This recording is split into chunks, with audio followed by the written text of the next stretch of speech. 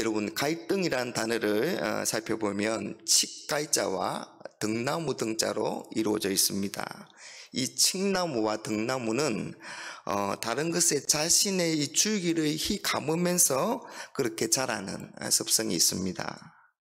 그런데 칡나무는 오른쪽으로 줄기를 감고 등나무는 왼쪽으로 그렇게 줄기를 감습니다. 그래서 서로 꼬여있는 그런 모습입니다. 견해나 주장, 이해관계 따위가 달라서 충돌하거나 그리고 서로 적대시할 때 이 갈등이라는 단어를 사용합니다.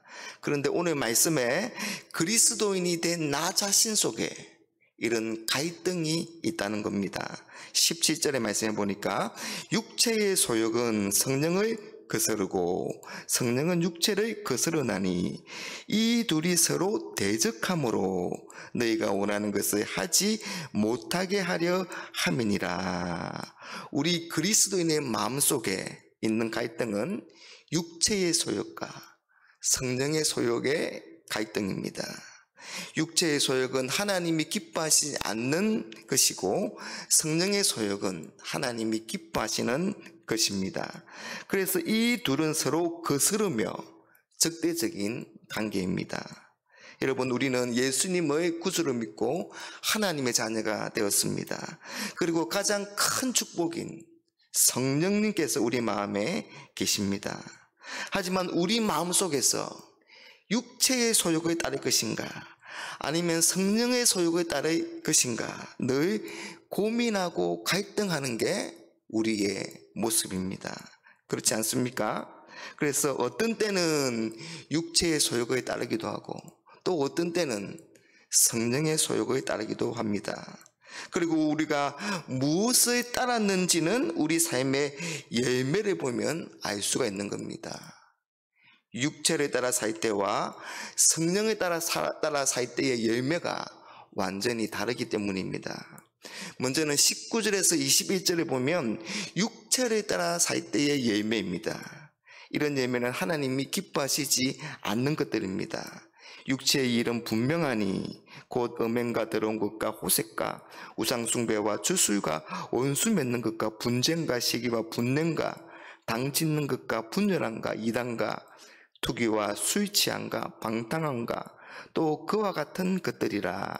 전에 너희에게 경계한 것 같이 경계하노니 이런 일을 하는 자들은 하나님 나라를 유업으로 받지 못할 것이요. 그런가 하면 성령을 따라 살면 성령의 열매를 맺습니다.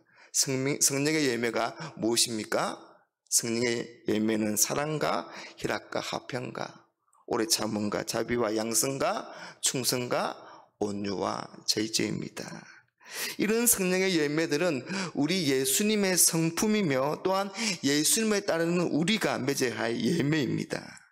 여러분, 성령 충만한 사람은 가장 좋은 부모, 가장 좋은 배우자, 가장 좋은 상사, 가장 신실한 직원이 되어야 하는 겁니다.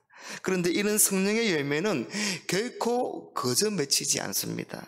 24절에 보니까 그리스도 예수의 사람들은 육체와 함께 그 정욕과 탐심을 십자가에 못 박았느니라. 여러분, 성령의 열매는 우리가 우리 자신을 부인하고 자신의 십자가에 못 박을 때 맺히는 겁니다. 우리 자신이 날마다 죽어야 되는 겁니다. 우리가 죽고 예수님이 우리 가운데 살아야 하는 겁니다. 그럴 때 우리 안에 계신 예수의 영이신 성령님이 살게 되고 또 성령님을 따라 우리가 살게 됩니다. 25절에 만일 우리가 성령으로 살면 또한 성령으로 행할지니, 우리가 성령의 열매를 맺기 위해서는 성령으로 살고 성령을 따라 살면 되는 겁니다. 어느 농장에 한 목동이 있었습니다. 한 번은 손님이 이 농장에 가서 목동이 양을 치는 것을 구경했습니다. 그런데 그 집에는 양을 지키는 그런 사냥개가 2마리 있었는데 이 2마리가 늘 싸우는 겁니다. 그래서 손님이 목동에게 물었습니다. 저 개들 중에 누가 더 싸움을 잘합니까? 그러자 목동이 이렇게 대답을 합니다. 그건 밥을 많이 먹은 녀석입니다. 밥을 많이 먹은 녀석이 그렇게 싸움에 이긴다. 그렇게 대답했습니다. 여러분, 우리 마음에 있는 육체를 따를 것인가? 아니면 성령을 따를 것인가의 갈등 속에서 어떤 것이 이기게 될까요? 그것은 밥을 많이 먹은 녀석이 이기는 것처럼 우리가 더 많은 지원을 하는 쪽이 이기게 되는 겁니다. 우리가 성령님 쪽으로 더 많이 가면 성령님이 이기게 되고, 그러면 결국 성령의 열매를 맺는 겁니다. 우리가 제약의 자리를 떠나면 성령님이 이기게 될 것입니다. 우리가 더 열심히 기도를 하면 성령님이 이기게 될 것입니다. 우리가 좀 더 말씀을 묵상하고 그 말씀대로 살려고 하면 성령님이 이기게 될 것입니다. 우리가 예배에 집중하기 위해서 그 전날 일찍 자고 예배에 참석하면 성령님이 이기게 될 것입니다. 우리가 다른 사람을 도우려고 하고 섬기려고 하면은 성령님이 이기게 될 것입니다. 우리가 나를 힘들게 한 사람을 용서하고 그를 위해서 기도하고 그 사람을 축복하게 되면 성령님이 이기게 될 것입니다. 우리가 한 영혼을 구원하기 위해서 내 시간과 내 물질을 헌신하게 되면 성령님이 이기게 될 것입니다.